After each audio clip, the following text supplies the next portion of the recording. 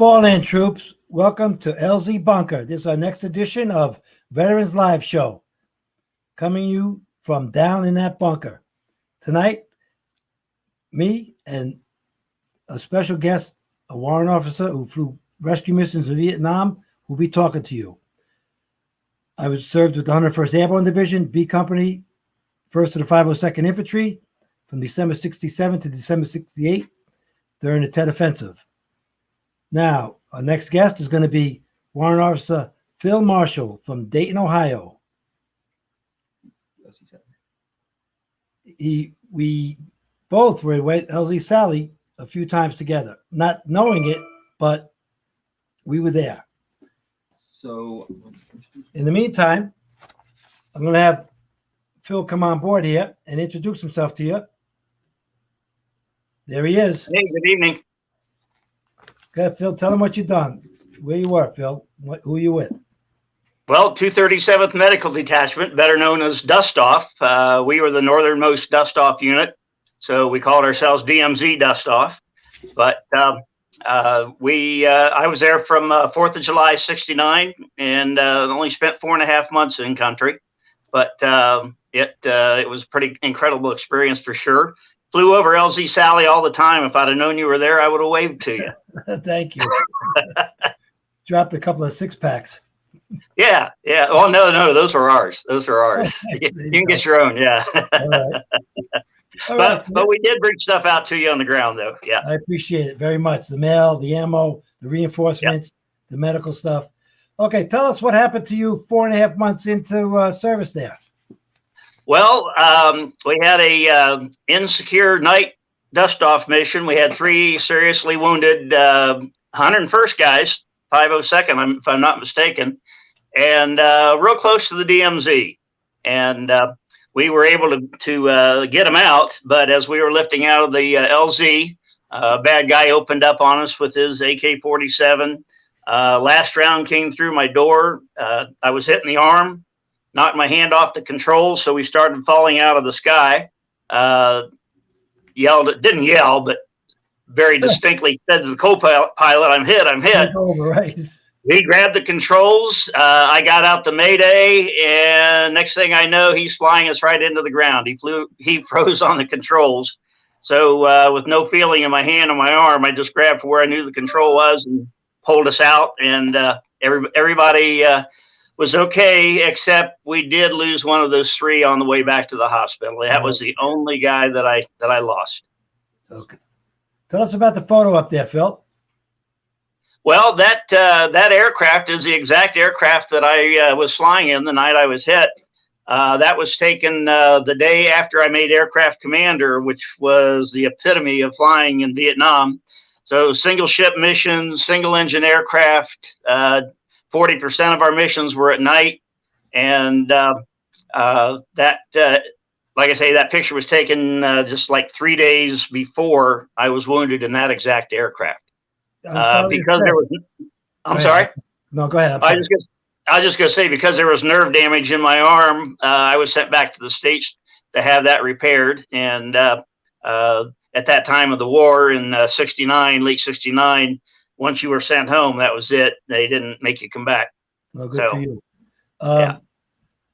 I never knew that most of the missions were flown at night at all. Yeah, I never heard of you at night flying. Oh, it got pretty dark there out in the jungle for sure. A lot of mountains, as you know. It could get scary at times. You got a little story about 3 days and 2 battles? Yeah, I put together a bunch of books documenting our rescue missions, and one in particular story, not mine. I didn't fly the mission, but you guys were depending on us, and we knew that if we needed we could depend on you guys on the ground. But this aircraft was on a resupply mission. They were shot up so badly they tried to make it back to base, but they only made it about a mile or so away from the landing zone. So the guys on the ground ponied up and went out after the crew. It took them 3 days and 2 battles with the bad guys to get to the crew and get them back to the landing zone. So Hallelujah. that's just typical. Like I say, we knew we could depend on you, and you knew you could depend on us. Never leave a buddy behind. No, no. Amen to that. Yeah. Talk about the survival rate about the Huey in Vietnam compared to World War II. Sure. Of course, I flew dust off. Those that don't know what dust off is, medevac helicopter. We carried an onboard medic. He had the exact same course that the guys on the ground had, knew all the same things. And if you were seriously wounded in World War II, you only had about a 40% chance of surviving. It could be days before you got to proper medical treatment. But because of the Huey and because of our onboard medic, we could often have you in the hospital emergency room well within an hour of being wounded, sometimes much less than that. The medics we had were just incredible. The crew chiefs that flew along with us, they had a lot of on-the-job training from the medics. They were right in there getting bloody hands and everything right along with the crew chief. I'm sorry, the medic. But again, one of the stories I've been able to document, of course, the crew is listening on the radio. They're monitoring all the calls that are going in and out of the aircraft. And of course, KIA, killed in action, WIA, wounded in action.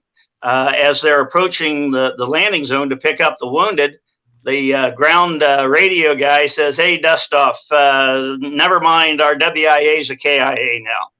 And of course, the medic hearing this gets on the intercom and he says, "Sir, get me in there." And they did, of course. They went ahead and landed, got the dead guy on the aircraft, and the medic was able to bring him around. So that was, yeah, that's great. Yeah. Yeah. We've always said if you were breathing when we got to you with that dust off Huey, you had a 98% chance of surviving. And those numbers have been borne out after the war. So, but again, you didn't even have to be breathing. Our medics were that good that, but you had you might be missing a limb or two, but you survived the war if you were breathing when we got to you with that dust off Huey, with that medevac. Yeah. Okay. That's one of the better things we heard about the war. Yeah. Tell us about the only armor inside the plane in the helicopter. It's a plane. It's a plane. I remember in the Hamburger Hill movie, which was a true reenactment of the guys that I did serve with. And when we flew in Huey on combat assaults, some of the guys took their helmets off in case that bullet came through the floor into their butt. So tell us about that. Tell about the only armor in the plane as well. Protect the jewels, huh? Protect the family jewels. Helicopter is very weight sensitive. So the only armor in the aircraft anywhere are the two pilot seats. The Army figured we were kind of important to operating the aircraft. So, but like I say, weight is critical. In fact, as dust off, we only flew with a half a tank of fuel. A full tank is 1,400 pounds. So we would fly with 700 or 800 pounds. That's another 2, 3, 4 guys we can get on the aircraft if we have to. Absolutely. We want to get everybody out the first time. We don't want to have to keep going back and forth. Sometimes you had to, but usually flying with a half a tank of fuel, we could get everybody out the first time. And so the rumor is for the third seat in the cockpit wasn't true. When armored seat for the balls. When I was in the hospital, just so happened this kid in the next bed was one of the guys that I had picked up the day before. And you were the pilot that picked me up? And I said, yeah. And he says, you guys must have 3 seats in the front of that Huey. And I looked at him real funny and I said, what do you mean 3 seats? And he said, well, you got to have another seat up there just for your balls. So I didn't deny it. I know the secret's out. Okay. Okay. Let's get to the sadder part here for a moment, please. What's that? The sadder part. Tell us about the 4,500 pilots and crewmen on that wall. Well, statistically, what we've been able to determine is out of the 58,000 plus names on the wall, 4,500 are dust off and medevac, which first Cav went by medevac. Everybody else went by dust off. Right. But 4,500 pilots and crewmen on the wall in DC. And if you do the math, that's 1 out of every 11 or 12 names on the wall is a helicopter crewman. That's sad. That's really sad. Yeah. And how about the patients logged off and the medevacs? How many guys got, how many medevac trips occurred in Vietnam? The numbers that I've seen is over 900,000 people flew on a medevac on a dust-off helicopter. Wow. But that would be patient transfers. You know, we might take patients out to the hospital ship for an eye exam that couldn't be done at our hospital there where we were assigned, or for whatever reason, taking them to another hospital, taking them to Da Nang for their flight to Japan, whatever, through the hospital system. So 900,000 seems kind of high, but again, that would be wounded and patient transfers. So, but in that number is a dog. We picked up a guard dog one night that had tripped a bird booby trap. We went out at night and picked up the handler and the dog. And when we got back, after we dropped them off, the guys in the back turned the lights on inside the cargo area to get everything ready for the next mission. And here these little buddy paw prints all over the deck of the aircraft. But he gone on and off on his own, so it couldn't have been too bad. But I felt so sorry for that dog, but he was doing his job, I guess. Well, I tell you, thank God for that, because he would have been in some Vietnamese kitchen being cooked. Probably if they ate never eaten a Vietnamese never eaten a Vietnamese restaurant next to a dog pen. That's for sure. Exactly. That was not a rumor. I didn't say that. I didn't say that. No, it's okay, Phil. It's okay. We're past, what do they call that? Politically correct. And Peter, I don't care what Peter says. Peter should go after the people who ate the dog. Okay, tell us about this wonderful idea of building a Huey museum with 3 restored Vietnam Hueys back to flight and finishing a 4th. Tell us. I'm a member of American Huey 369 organization in Peru, Indiana, which is about an hour's drive north of Indianapolis. And an organization founded by a Marine captain, John Walker, who did not serve in Vietnam. He was still in high school, but he's got the bug. He loves the Vietnam vets. He loves the Hueys. He trained in Hueys when he was in flight school. And we have restored 3 Vietnam Hueys back to flight. And we're working on a 4th. It's flyable right now, but we have to do some maintenance things before the FAA will approve it. But if you come to the American Huey 369 Museum near Peru, Indiana, you can go for a flight again in a Vietnam Huey, and we do fly with the doors open. You'll have to sit on a seat with a seat belt. You can't sit on the floor with your feet hanging out anymore. But we're a 501c3 charitable organization. For a $100 donation, you get a flight on a Vietnam Huey again. We have a dust-off bird, a slick. We got a B model gunship, and we'll have another slick soon here. That's really great. All right, now we're going to play a video about that. All right, great. With our Vietnam friend and buddy from all time, the best guy in the world, Gary Sinise. Hey folks, Gary Sinise here. I'm thrilled to inform you that the American Huey 369 organization is fundraising to support not only the logistics to provide fully restored and functioning Bell UH-1 Huey helicopters to events throughout the year, but they are also working to build the National American Huey History Museum. This museum will share the great history of the Huey's role in the defense of freedom, as well as house 8 static Hueys and 1 AH-1 Cobra. To support these efforts, please visit www.americanhuey369.com, and I can't wait to visit this museum myself in the future. Hopefully, I'll see you there. Thank you. You know, I'm really happy about this. You know, it's just like the regular everyday story about the Vietnam veteran. It's better late than never. But we've been out of the war for 50 years. You know what I mean? 50 years. Yeah. And it's like, hello. And we're still here. We ain't going away. Well, we are, but we didn't get welcome home parades till 30 years later. And now, you know what I mean? And now we're finally building a Huey museum. Hello. It's like, okay. Well, this is the only Huey museum in the country. Right. And you would think Bell Helicopter would help us out since we're building a museum to their helicopter. But they won't give us not one thin dime, not an O-ring, not nothing to restore these aircraft. So we're relying on Vietnam veterans and other patriots to help us build this museum. We'll get that going, Phil. We'll get that going. We'll put some notices up on our websites and our Facebook pages, things like that. Yeah. Tell us about the Helicopter Pilots Association.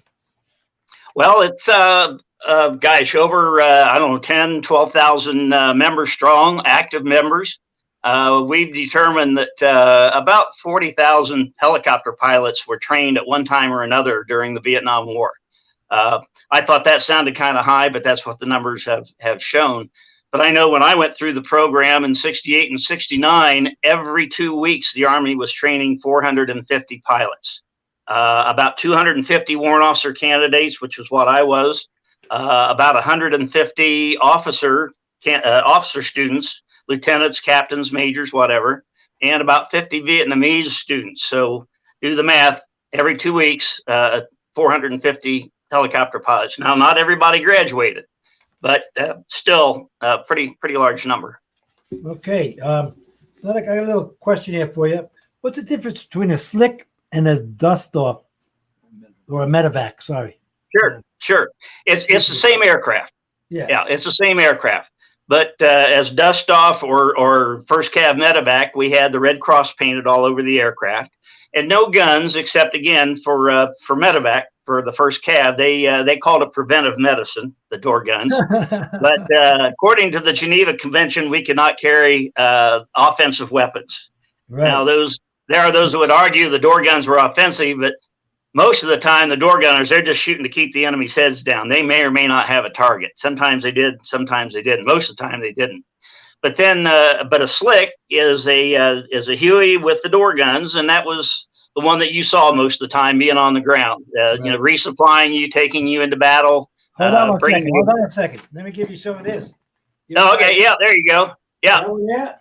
yeah, that's a great picture. Yeah, M60. There you go.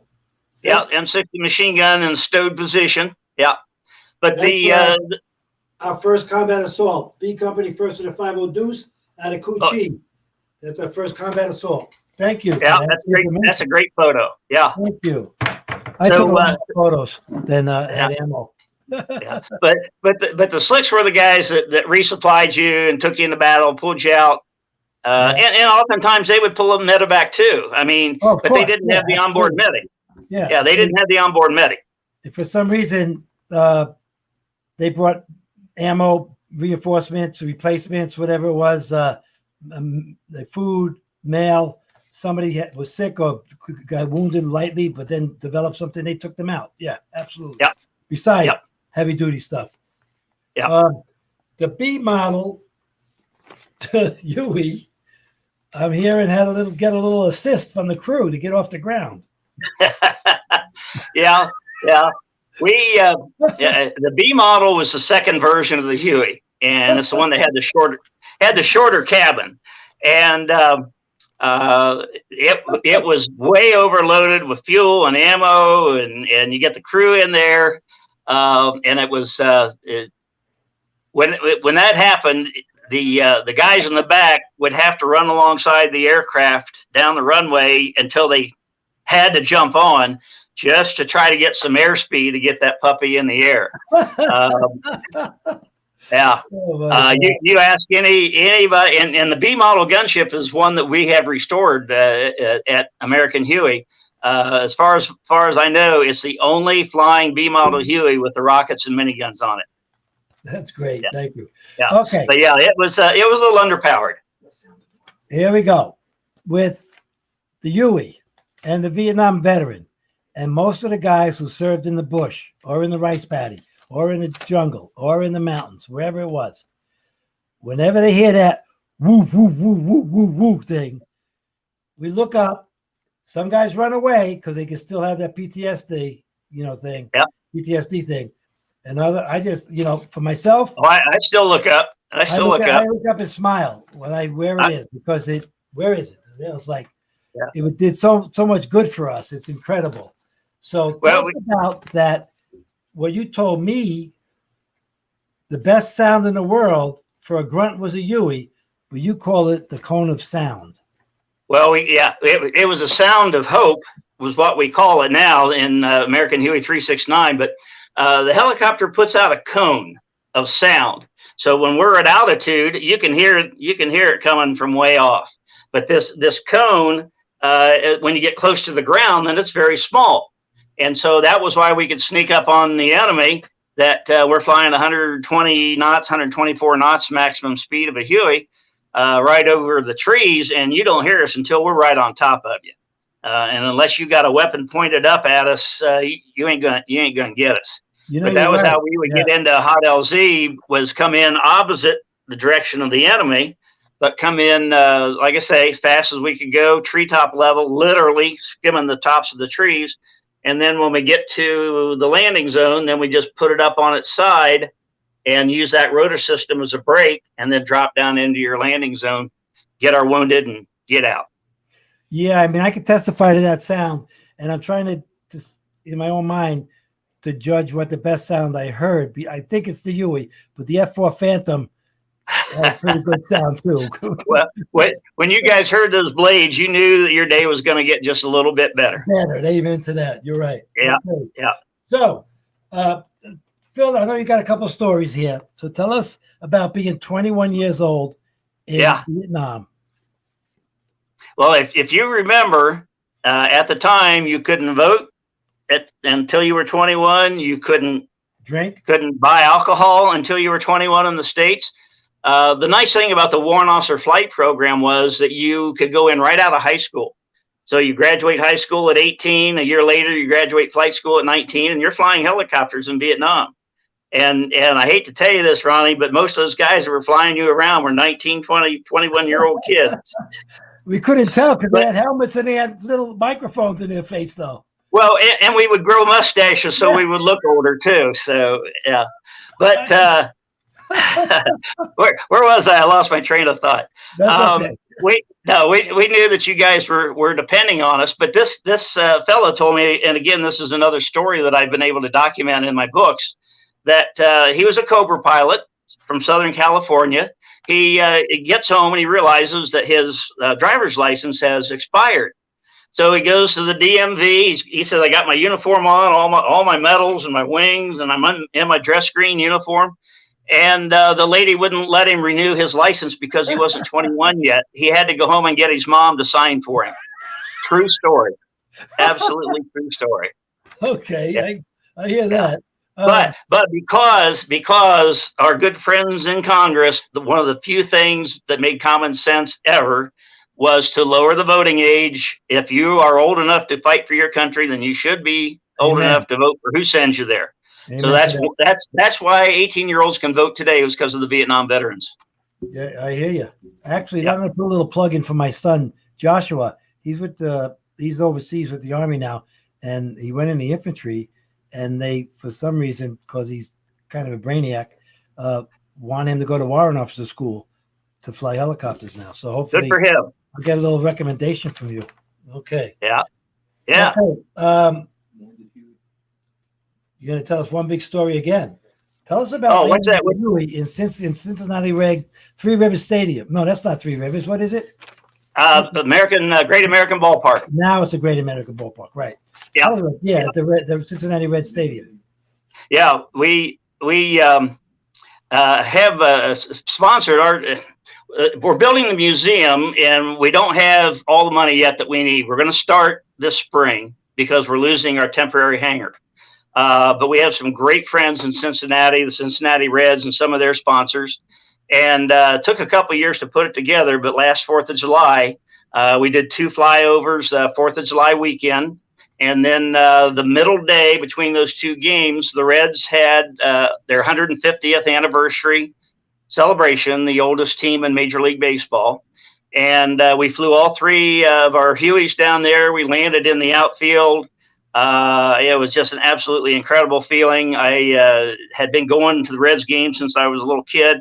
And here I am flying a helicopter, a Huey, Vietnam Huey, and landing in left field.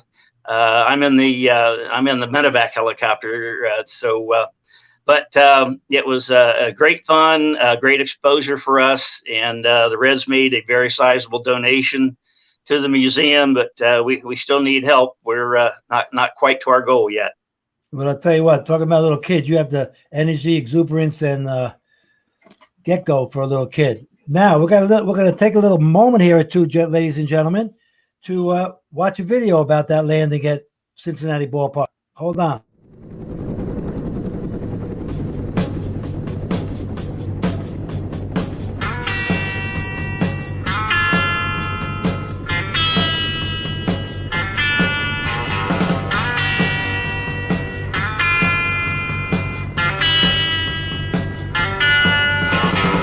Some folks are born made to wave the flag.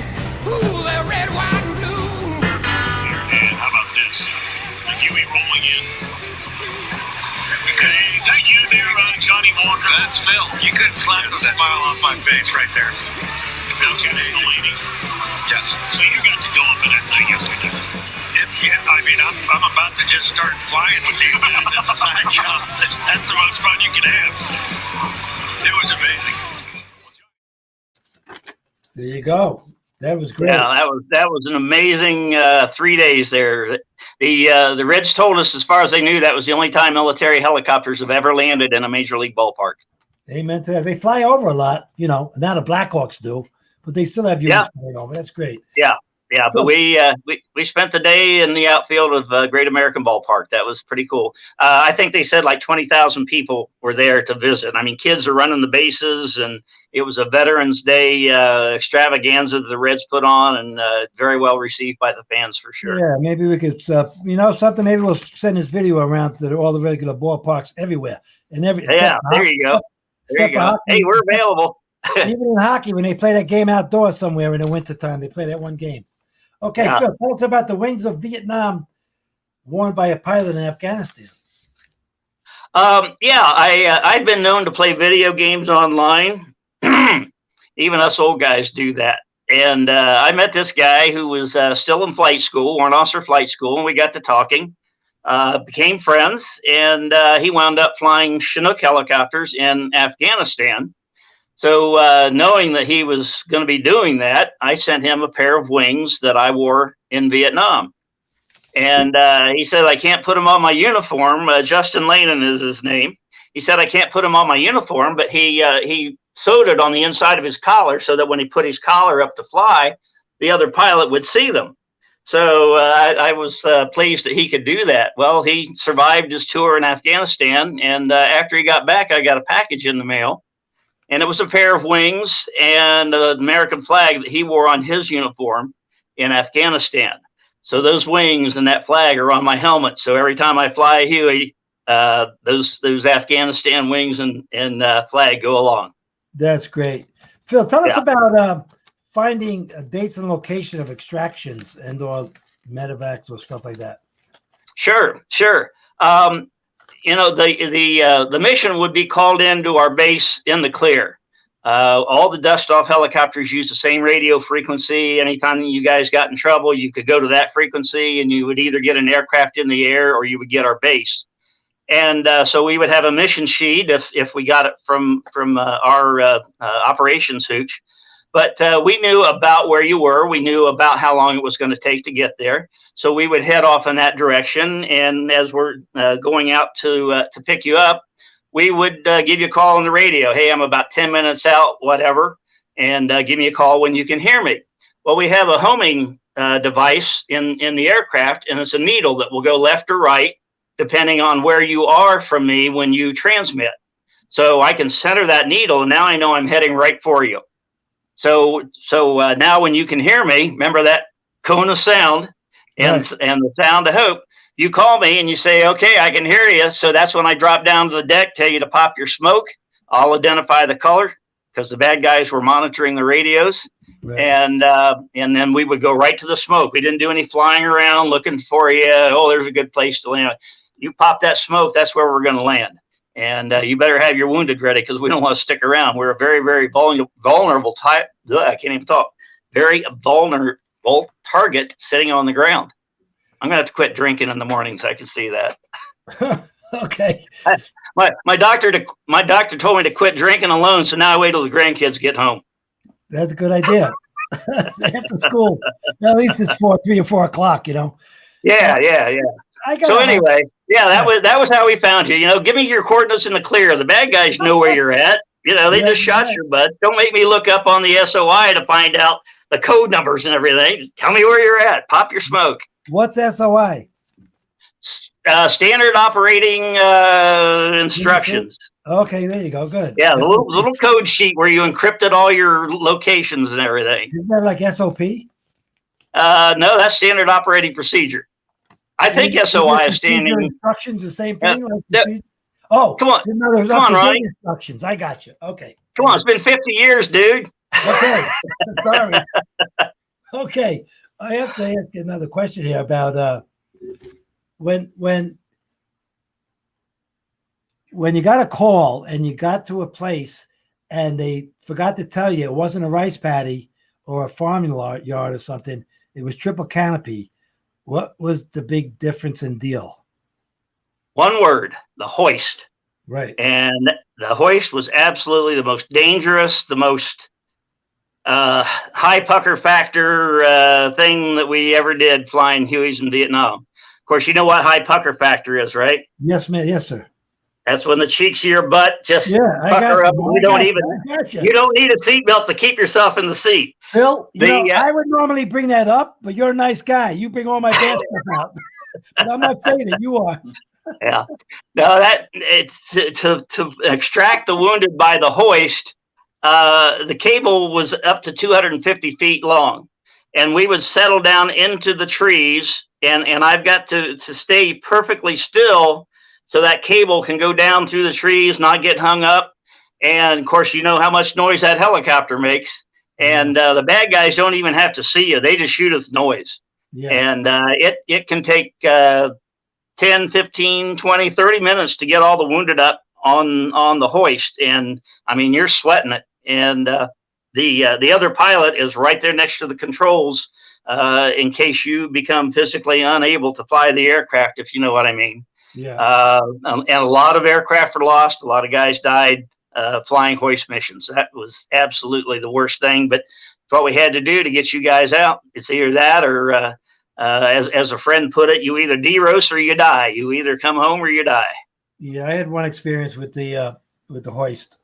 Actually, probably two. No, maybe no. I think just one. Yeah, the other one I think I got taken out to a rice paddy from the tree line. The point was though, we were in triple canopy, and you guys dropped down chainsaws and stuff. Well, okay, yeah, that would be the slicks. Yeah, yeah. Oh, okay. And cut me an LZ. Yeah, right. Okay. Yeah. And the guy. And then if you got time to do that, that's better. Yeah, we actually had guys hanging on some saplings, you know, just 4 or 5, 6-inch trees at the bottom. You climb up and just try to bend them and break them just to get the Huey closer to get the that was not too good. I don't want to talk too much about that stuff. Yeah. So well, we adapted. And about your books, you have 15 books out. 14, working on 15. Each book has at least 20 helicopter rescue missions in it, and they're all absolutely true, unembellished. Most are told by the crews that actually flew them. Sometimes the crews didn't make it, so other guys in the unit would give me the details. So not all the stories have a good ending, but it allows me to honor those that. As we put it in dust off so that others may live. Just for instance, one of the stories was the LRP team, the Long Range Patrol Team. They were in big trouble. The enemy was all around them. And the slick is saying, you know, hey, I can't come in. It's too hot. And the guys on the ground said, if you got any gonads, you'll come down and get us. So they did. The helicopter crew went down, picked them up, got everybody in the aircraft, and as they're taking off, they got hit by a rocket-propelled grenade, just a ball of fire, and of course, everybody died. No. But those are the things we did, and the reason it's in there is not to be gory or anything, but that's what we did. Yeah. And again, it allows me to tell their story because they can't, and allows me to honor them by name, you know, how they died. But there's some humor in there too. The books have some humor, and there are a lot of good outcome missions too. It's just the similarity is that it's a helicopter trying to save somebody's life. It's it's just been an amazing experience for me. I started off with one book documenting the rescue missions that we flew in my dust-off unit, and it just snowballed. Every time a book would be done, somebody would read it and say, "Oh, well, let me tell you about this," or "Let me tell you about that." And I couldn't not tell their story, because some of these missions are just absolutely incredible. In fact, the guy I was telling you about, the Chinook pilot in Afghanistan, Right. I sent him a book, and his comment was, if I hadn't flown in combat myself, I wouldn't believe half these missions. But they are all absolutely true missions, and they just keep coming. They just keep That's coming. crazy. Yeah. But actually, my first mission in Vietnam out of Cu Chi, my friend last week, Harry Adams, and I were talking about a slick was just blown out of the air. 100 feet above our heads. And then we had to go back to, it crashed about, a couple of 100 feet outside of where we got hit. And the next day we had to go back and recover the bodies. It's like, it's crazy. And we knew that could happen any day. We were all volunteers. All the air crews in Vietnam were volunteers. We could have quit at any time. I know of one guy. Wow. I know of one guy that quit. But in fact, that's something else you may not know. In World War II, 2/3 of the troops in World War II were drafted. In Vietnam, 2/3 were volunteers. Yes. Yeah. I do recall that. So, but I say we all volunteered for flight school. Our medics and crew chiefs and door gunners were all volunteers. They didn't have to fly. Nobody was making them. Right. And I went the other way with that, with the book thing. I because of our friendly fire mission that killed 13 guys and wounded 22 in my company, and mostly from our second platoon and second squad got wiped out. We lost seven guys, I think, seven guys in our squad, and 10 guys in our platoon. I promised the guys that I promised myself when I got home, I would go to the families and friends of all these people and tell them what great people and what great soldiers they were. In fact, one guy, my squad leader, Phil Crack, had twins, and he never got to see them. Oh. And his wife did, obviously. And 50 years later, I decided to write the book. Well, I've seen it. When I got home, I wanted to go, and it took me 50 years to get to the point of doing something. Well, it took me 40 years to start documenting these helicopter missions. So I think it's about the time we came out of the woods. You know what I mean?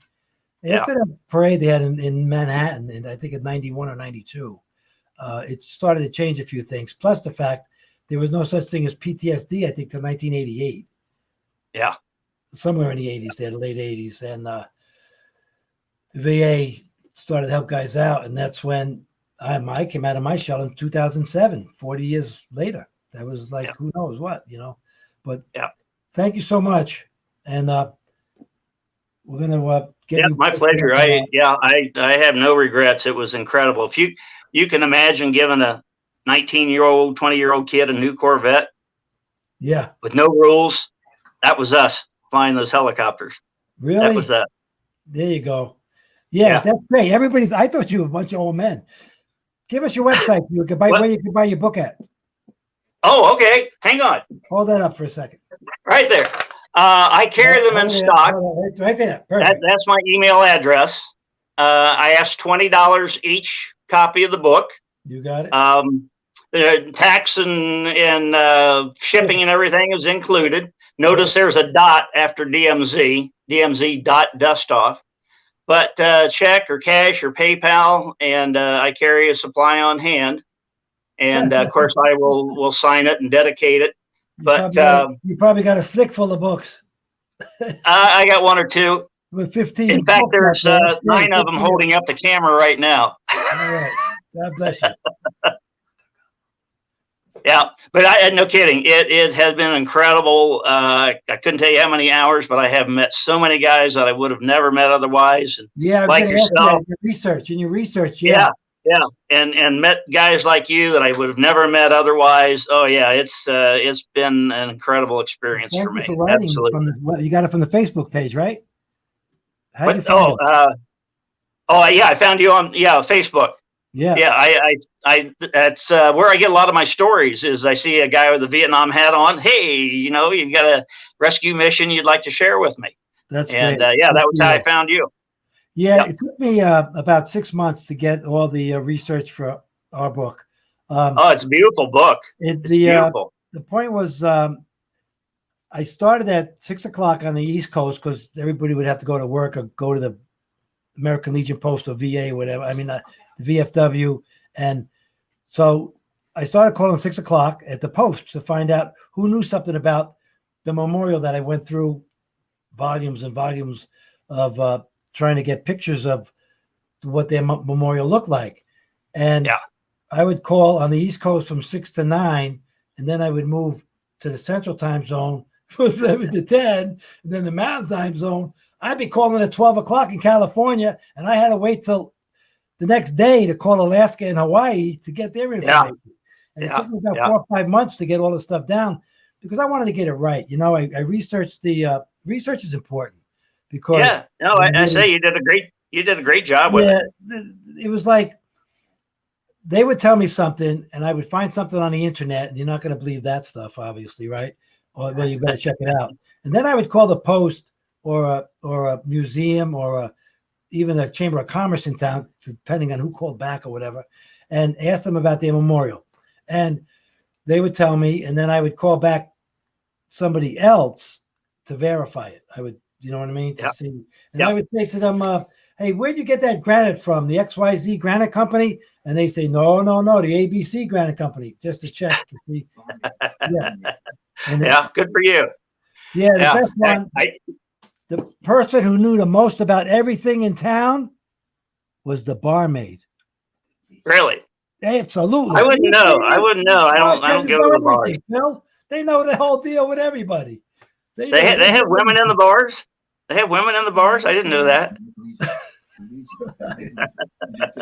Well, the American Legion Post that we called had a couple of women, and she's documented in the back. I have historians. I have people who were in charge of the Tennessee War Memorial, the Virginia War Memorial. I mean, these big, famous kind of people in town.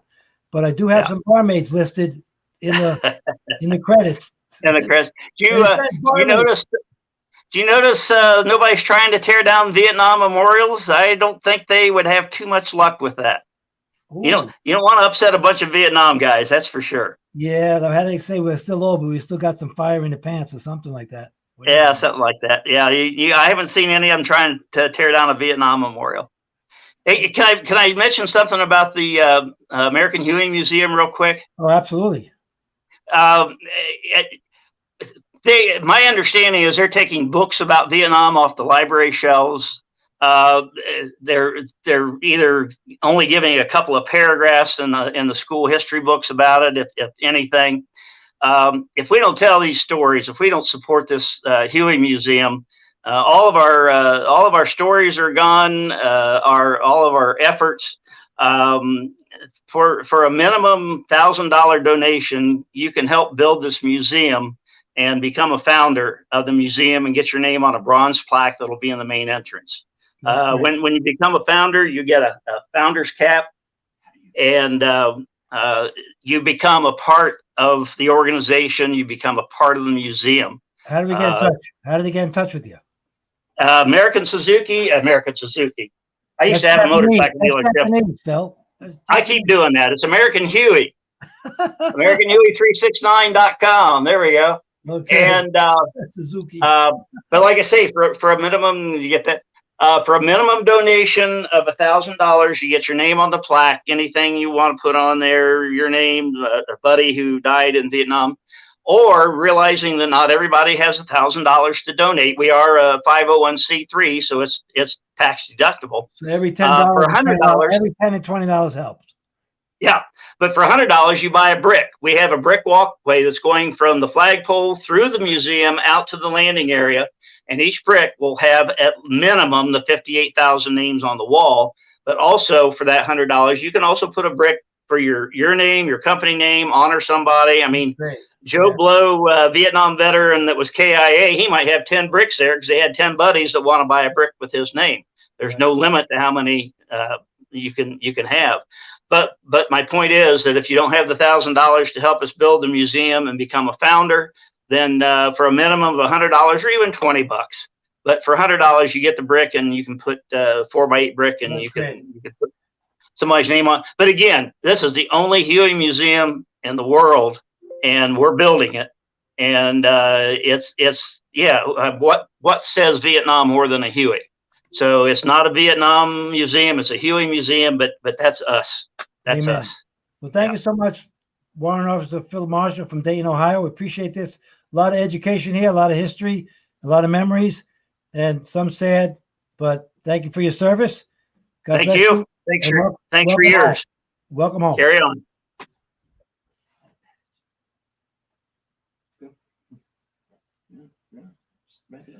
Ready to wrap this up here at the bunker from Veterans Live Show. We'll see you next week, same time, same station.